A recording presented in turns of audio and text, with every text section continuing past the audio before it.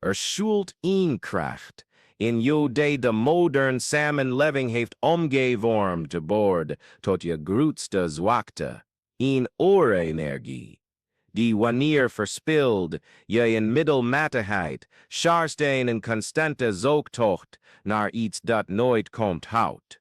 Maar wanneer deze energie bewaard en getransformeerd wordt het de brandstof van alles wat je altijd al hebt gewild, financieel succes, persoonlijke aantrekkingskracht, mentale helderheid, kansen die als wonderen uit de lucht vallen, en een aanwezigheid die overvloed aantrekt als een magneet-ijzer. Weet je welke kracht dat is? Het is je mannelijke seksuele energie. De creatieve kracht van het zaad. En vandaag ontdek je waarom de machtigste mannen uit de geschiedenis dit geheim kenden en waarom de moderne samenleving er alles aan doet om jou het te laten verspillen. Kijk om je heen. Observeer de samenleving waarin we leven. Een cultuur die alles hyperseksualiseert, die plezier in verslaving verandert, die je ervan overtuigt dat het loslaten van deze energie normaal, gezond en noodzakelijk is. Maar heb je je ooit afgevraagd waarom je je, ondanks het constant loslaten van deze kracht, steeds leger voelt? Waarom voel je je na elke masturbatie of een vrijpartij, in plaats van voldaan, leeg, zonder energie, zonder motivatie, alsof iets kostbaars verloren is gegaan? Dit is geen toeval. Het is het resultaat van het verspillen van de krachtigste kracht die in de man bestaat, zijn creatieve essentie. Napoleon Hill ontdekte in zijn studies over de meest succesvolle mannen ter wereld iets wat de moderne samenleving liever negeert. Ze begrepen allemaal de kracht van seksuele transmutatie. Ze wisten dat seksuele energie niet alleen een reproductieve of plezierige kracht is, maar de bron van genialiteit, creativiteit, persoonlijke aantrekkingskracht en het vermogen om de realiteit te manifesteren. Henry Ford, Thomas Edison, Andrew Carnegie, al deze rozen uit de menselijke geschiedenis waren geen mannen die hun seksualiteit ontkenden, maar mannen die het kanaliseerden naar hogere doelen. Ze ontdekten dat er een innerlijke alchemie bestaat die het ruwe seksuele verlangen kan transformeren in puur goud. Succes, overvloed, macht. Maar voordat we begrijpen hoe deze transmutatie werkt, moeten we een ongemakkelijke waarheid over onze tijd onder ogen zien. We leven in het tijdperk van instant bevrediging, waar alles gemakkelijk, snel en beschikbaar is. Pornografie is slechts een klik verwijderd. Masturbatie is een automatische gewoonte geworden, een vlucht uit problemen, een manier om angst en existentiële leegte te verdoven. En elke keer dat je deze energie door ejaculatie vrijmaakt, verlies je niet alleen lichaamsvloeistoffen. Je verspilt je levenskracht, je creativiteit, je magnetisme, je vermogen om kansen aan te trekken. De moderne wetenschap bevestigt wat de ouden al wisten: zaadvocht is niet alleen een reproductieve vloeistof. Het is een sterk geconcentreerde substantie vol voedingsstoffen, mineralen, eiwitten en levenskracht. Wanneer je ejaculeert, verdrijf je letterlijk elementen als zink, magnesium, B-vitaminen en essentiële eiwitten die je hersenen en zenuwstelsel nodig hebben om optimaal te functioneren. Maar naast de fysieke aspecten gebeurt er iets veel diepers. Je laat je creatieve kracht los, je manifestatie-energie, wat de Oosterlingen ojas noemen. De levenskracht, die wanneer bewaard, zich transformeert in mentale helderheid, charisma en persoonlijke kracht. Stel je voor een moment een reservoir van energie in je voor. Elke ejaculatie is als het openen van een sluis en het laten weglekken van die energie. Stel je nu voor wat er gebeurt wanneer je die sluis sluit. Wanneer je bewust besluit om deze kracht te bewaren en te transmuteren. De energie die voorheen werd verspild, begint zich op te bouwen, te concentreren en naar nieuwe vormen van expressie te zoeken. Het steekt door je ruggengraat, voedt je hersenen, wekt je intuïtie, versterkt je perceptie, verhoogt je zelfvertrouwen. Je wordt letterlijk een andere man. Oude Oosterse teksten spreken over de man die zijn seksuele energie beheerst, als iemand die de macht van de goden bezit. Niet omdat hij zijn natuur ontkent, maar omdat hij het zo diep begrijpt dat hij het bewust kan sturen. Het Tantra, het Taoïsme, de Europese alchemistische tradities, al deze eeuwen-oude wijsheden komen samen op één punt. Seksuele energie is de creatieve kracht van het universum die zich in de man manifesteert. Wanneer het wordt verspild, genereert het middelmatigheid. Wanneer het wordt getransformeerd, genereert het genialiteit.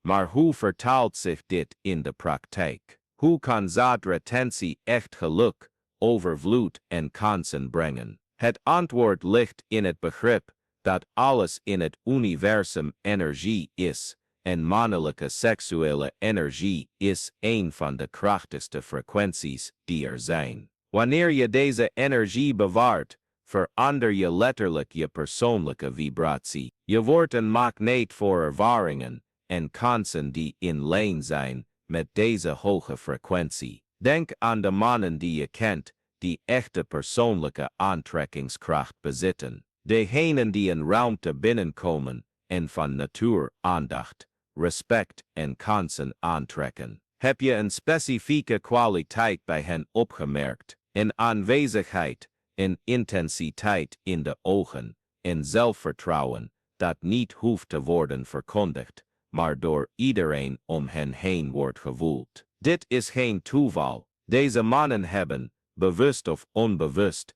geleerd om hun seksuele energie op een hoger niveau te kanaliseren. Ze stralen een kracht uit die mensen, zaken en kansen aantrekt, omdat ze vanuit een vol energiereservoir opereren, niet vanuit een die constant wordt leeggemaakt. De moderne neurowetenschap biedt ons ook aanwijzingen over dit fenomeen. Studies tonen aan dat het mannelijke brein na ejaculatie aanzienlijke hormonale veranderingen ondergaat. De dopamine-spiegels dalen, de testosteron daalt, het cortisol stijgt. Het is alsof het zenuwstelsel in een staat van lethargie en demotivatie terechtkomt. Stel je nu het tegenovergestelde effect voor. Wanneer je je seksuele energie vasthoudt, blijven de hormoonspiegels hoog. De testosteron blijft hoog, de dopamine blijft stabiel, je mentale en fysieke energie neemt toe. Je wordt letterlijk aantrekkelijker, zelfverzekerder, concentreerder en magnetischer. Seksuele transmutatie, de sleutel tot ware kracht. Maar seksuele transmutatie gaat veel verder dan alleen hormonale en energetische aspecten. Het is fundamenteel een oefening in zelfbeheersing, en zelfbeheersing is de basis van elke echte overwinning in het leven. Wanneer je het vermogen ontwikkelt om je meest primitieve seksuele impulsen te beheersen, ontwikkel je tegelijkertijd het vermogen om alle andere aspecten van je leven te beheersen. Je relatie met geld, met werk, met relaties, met uitdagingen. De man die zijn seksuele energie ontwikkelt, een ijzeren discipline die zich uitstrekt tot alle gebieden van zijn bestaan. Laten we eerlijk zijn over iets wat weinigen durven te zeggen. Compulsieve masturbatie is een vorm van zelfsabotages. Het is een ontsnappingsmechanisme uit de realiteit, een manier om de angst en het ongemak dat het leven onvermijdelijk met zich meebrengt te verdoven. Elke keer dat je masturbeert om te ontsnappen aan stress, eenzaamheid of verveling, leer je je hersenen om verlichting te zoeken in instant bevrediging in plaats van de uitdagingen aan te gaan, die je tot groei kunnen leiden. Je programmeert je geest letterlijk op middelmatigheid. Maar wanneer je besluit dit patroon te doorbreken, wanneer je ervoor kiest deze energie vast te houden en te transmuteren. Gebeurt iets buitengewoons. De energie die voorheen werd verspild aan vluchtige genoegens, wordt beschikbaar voor hogere doelen. Je creativiteit explodeert. Je vermogen om je te concentreren neemt toe. Je begint kansen te zien waar je voorheen alleen maar obstakels zag. Projecten die onmogelijk leken, worden haalbaar. Mensen die je voorheen niet opmerkten, beginnen naar je toe te trekken. Dit is het moment waarop ik even moet pauzeren in onze reis om iets belangrijks te delen. Als je diepe waarheden herkent in deze woorden, als je voelt dat eindelijk iemand spreekt over de geheimen die de maatschappij liever verborgen houdt, dan moet je je nu meteen abonneren op dit kanaal en het belletje voor meldingen actiever werken. Omdat de kennis die ik deel niet gebruikelijk is. Het zijn inzichten die je leven letterlijk kunnen veranderen. Maar alleen als je je committeert aan deze reis van zelfontdekking en transformatie. Elke video die ik publiceer is een stukje van de puzzel dat, wanneer het volledig in elkaar is gezet, de kaart onthult naar een leven van ware kracht en voldoening. Laat niet toe dat het algoritme beslist of je toegang hebt tot deze informatie. Abonneer je nu, activeer het belletje en zorg ervoor dat je een melding krijgt wanneer ik nieuwe onthullingen deel over de mysteries van mannelijke kracht. Je abonnement is meer dan een klik, het is een verbintenis aan je eigen evolutie. We vervolgen onze verkenning en moeten begrijpen dat zaadretentie niet alleen gaat over niet ejaculeren. Het gaat over innerlijke alchemie.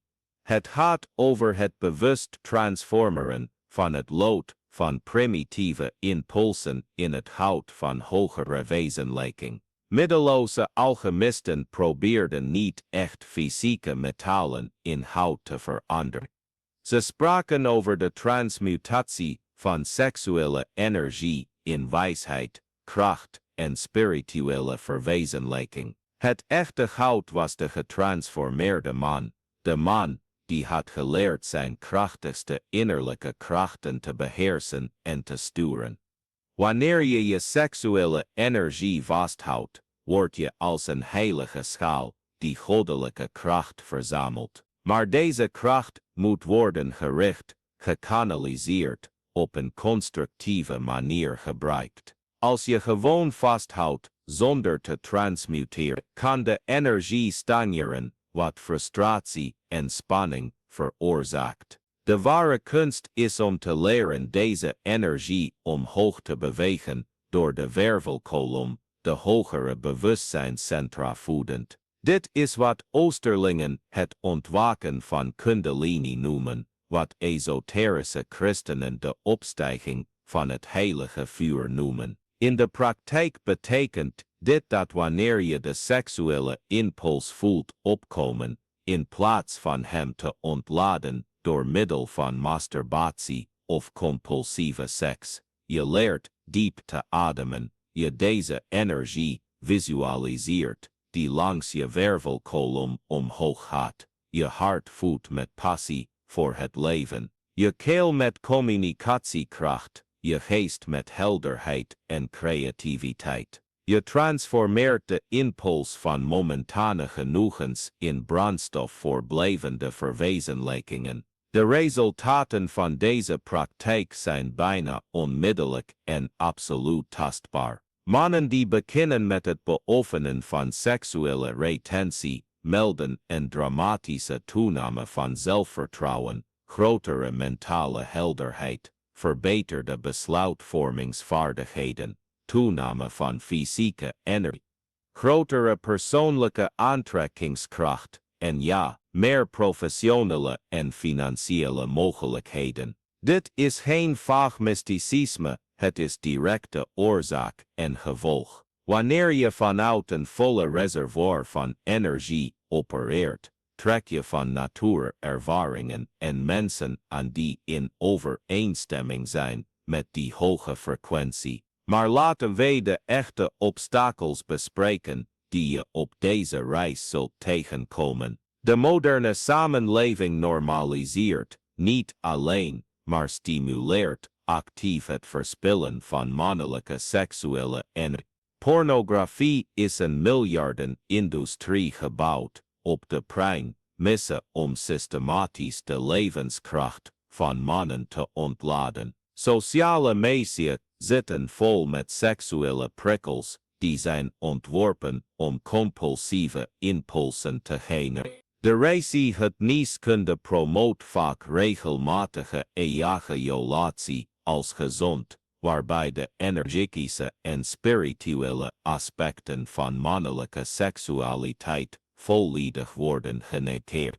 Je zult tegen de stroom in zwemmen van een hele cultuur die profiteert van je zwakte. En in de eerste dagen en weken van de praktijk zullen je lichaam en geest hevig weerstand bieden. Je zult krachtige impulsen voelen, uitgewerkte mentale rechtvaardigingen, overtuigende argumenten over waarom maar één keer geen verschil zal maken. Je geest zal proberen je te overtuigen dat je extreem bent, dat je je natuur onderdrukt, dat je jezelf onnodig onthoudt van plezier.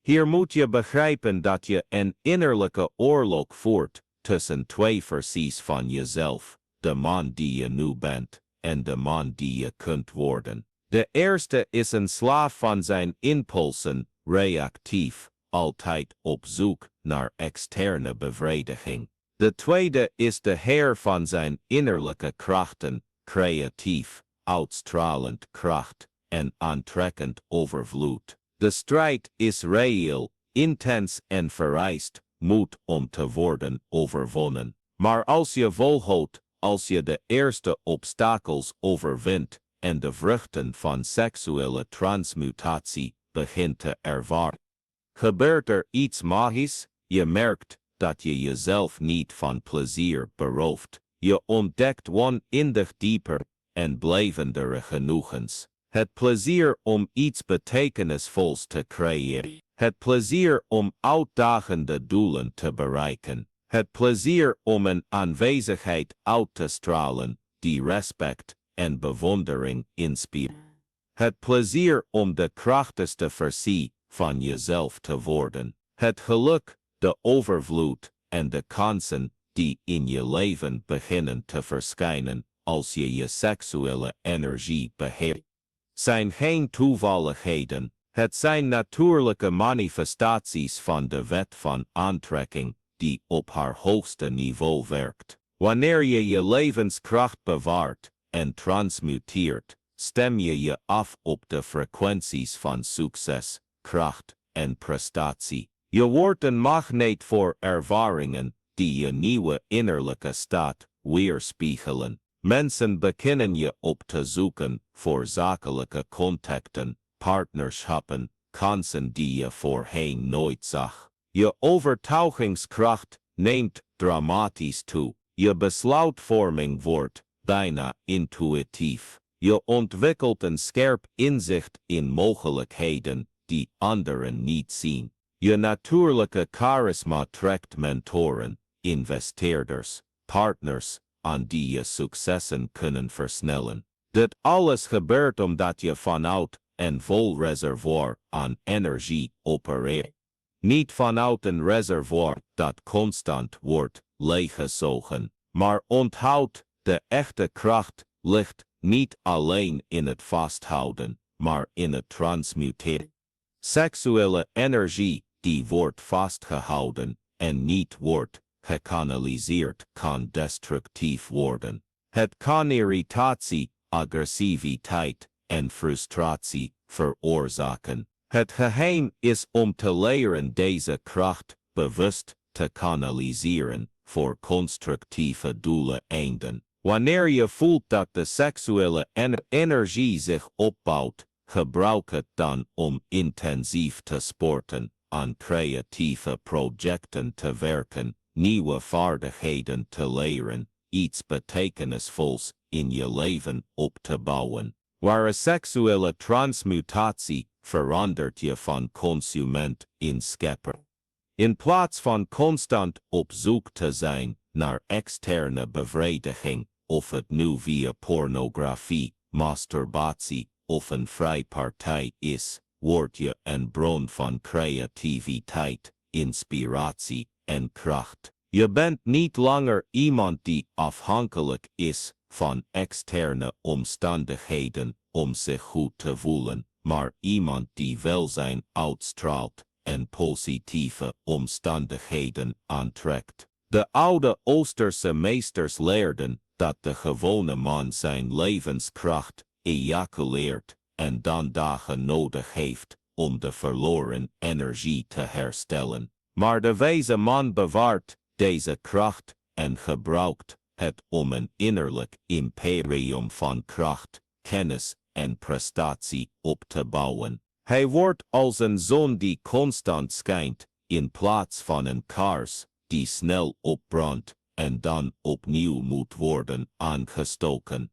Dit is het fundamentele verschil tussen de middelmatige man en de buitengewone man. De eerste verspilt zijn kostbaarste energie aan momentane genoegens en vraagt zich dan af waarom zijn leven niet van de grond komt. De tweede bewaart en kanaliseert die energie naar duurzame prestaties en wordt een onweerstaanbare kracht van creatie en manifestatie. Wanneer je deze principes echt begrijpt en toepast, merk je dat je niet alleen een seksueel gewoonte verandert. Je verandert fundamenteel je relatie met het leven. Je wordt de protagonist van je eigen bestaan in plaats van een simpele toeschouwer. Je neemt de controle over je krachtigste innerlijke krachten en stuurt ze bewust aan om de realiteit te creëren die je wenst.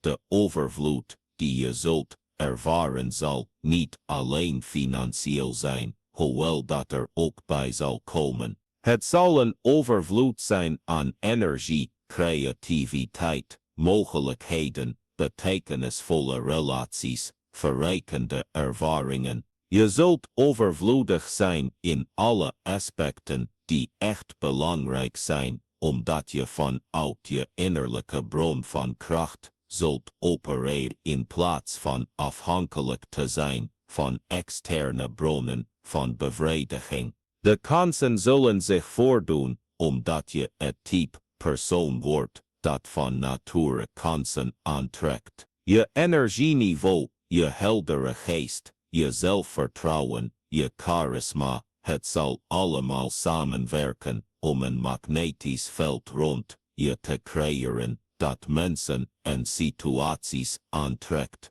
die in lijn zijn met succes. Je hoeft niet meer achter kansen aan te rennen, ze komen naar je toe. Het schijnbare geluk dat anderen in je leven zullen waarnemen, zal in feite het directe resultaat zijn van je innerlijke transformatie. Wanneer je vanuit een staat van authentiek, persoonlijk leiderschap opereert, neem je betere beslissingen, zie je sneller kansen, heb je meer energie om de kansen die zich voordoen te benutten en trek je van nature gunstige situaties aan. Maar misschien wel het diepste aspect van deze transformatie is het ontwaken van je ware mannelijkheid. Niet de toxische mannelijkheid gebaseerd op dominantie en agressiviteit, maar de heilige mannelijkheid gebaseerd op zelfbeheersing en creatieve kracht. Je wordt het type man dat van nature het respect van andere mannen en de bewondering van vrouwen inspireert, niet door spelletjes of manipulatie, maar door de natuurlijke uitstraling van je ontwikkelde innerlijke kracht. Deze reis van seksuele transmutatie is in wezen een reis van ontwaken. Het is het ontwaken tot de kracht die altijd in je heeft bestaan, maar die jarenlang of decennia lang is verdoofd door culturele conditionering. Het is de herontdekking van je ware aard als man, als creatieve kracht, als manifestator van werkelijkheden. En hier komen we aan bij het hoogtepunt van deze openbaring, de man die zijn seksuele energie werkelijk beheerst, is niet iemand die het ontkent of onderdrukt, uit angst of schuld. Het is iemand die het zo diep begrijpt, dat hij het bewust kan richten op verheven doelen. Hij vlucht niet voor zijn seksuele natuur, hij overstijgt het. Hij is niet bang voor zijn kracht, hij omarmt het en stuurt het aan.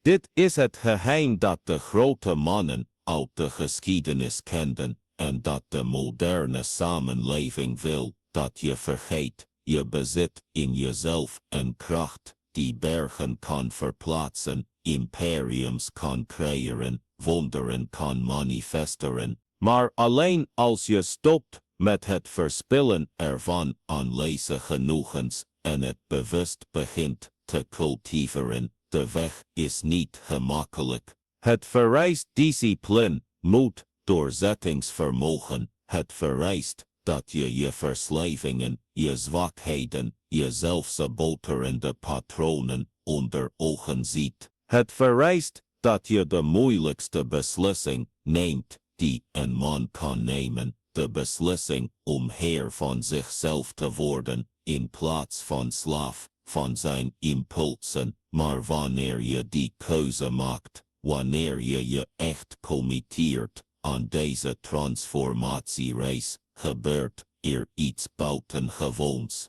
Je verandert niet alleen je leven, je wekt de slijmerende God in jezelf. Je wordt een kracht van de natuur, een schepper van werkelijkheden en macht, niet voor alles wat je altijd al hebt gewild. Geluk, overvloed, kansen, het zijn allemaal slechts externe reflecties van je innerlijke transformatie, natuurlijke manifestaties van de kracht die je hebt vrijgemaakt door te leren mannelijke seksuele energie te beheersen en te transmuteren. Het tastbare bewijs dat je eindelijk een van de diepste geheimen van het menselijk bestaan hebt begrepen en toegepast. Dus ik laat je met deze laatste vraag, deze prikkel die het verloop van je leven kan veranderen, ga je door met het verspillen van de krachtigste kracht die in je leeft, of ga je eindelijk wakker worden tot je ware potentieel?